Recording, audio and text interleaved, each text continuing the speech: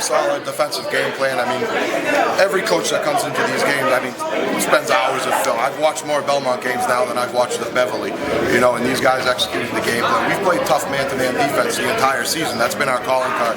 Guys that have seen us play like Nick, he knows it's all about defense. If you could keep them off the perimeter and keep them out of the paint, very similar game plan to when we beat Burlington, because Burlington had a lot of shooters, undersized, and we wanted to keep them out of the paint so they couldn't kick out the shooters. We did an amazing job of that tonight. I don't know how many threes they hit. I know they had 0 in the first half, maybe 3 or 4 late.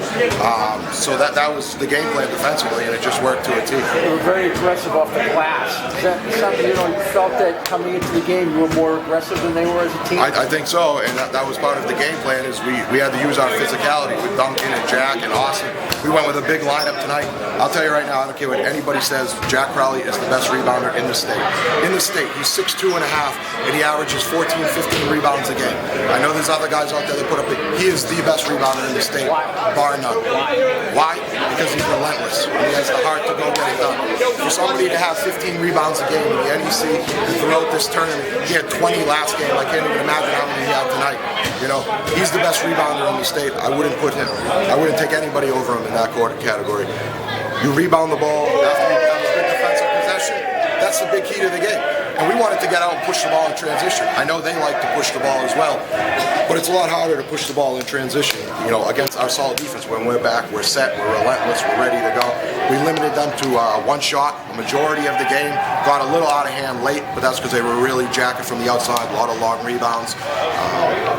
I couldn't be more proud of these guys. I mean, every game it's like they're breaking more school records. I know a lot of people didn't think these guys could get it done, and I can't even say enough about these guys and how hard they work. I think anybody that watches this team play, the first thing they're going to say is, damn, does Beverly play hard? And the talent will take care of itself, but you got to play hard first, and these guys do. You guys came out and stepped on the throw right out of the gate, especially, like you said, on the defensive end, but the offense was clicking too. I mean, how huge was it to get off to that quick start? It's huge, and it all comes from attacking the glass. We attacked the offensive boards, we attacked the basket. We didn't want to settle for perimeter shots. That's not us. We'll take them if they're there, but it has to come off of inside-out game. We have to attack the basket. We got to live through Jack, Austin, and Duncan, and that's what we did. Yeah, and Jack obviously was the best player on the court in the first half. Duncan looked like the best player in the court in the second half. I mean, what's it like to have both those guys come through for you? It's excellent. Yeah. That's how you become the North champions. Believe I can assure you it wasn't me. I can assure you it's those guys that are scoring the basketball, rebounding the basketball, defending the ball. I had 0 points. It's those guys. Find me a team that's won a championship without solid players like those guys. It just doesn't happen. I can't say enough about these guys. I'm just so happy for these guys. I'm so happy for the city of Beverly. This whole last couple of weeks, it's been like fucking Friday night, excuse my language, but it's been like Friday Night Lights. Guys at gas stations that say, hey, we're watching the game on TV, and guys making you sub. They're like, hey, we're rooting for you. We got to go home and watch the game. It's awesome.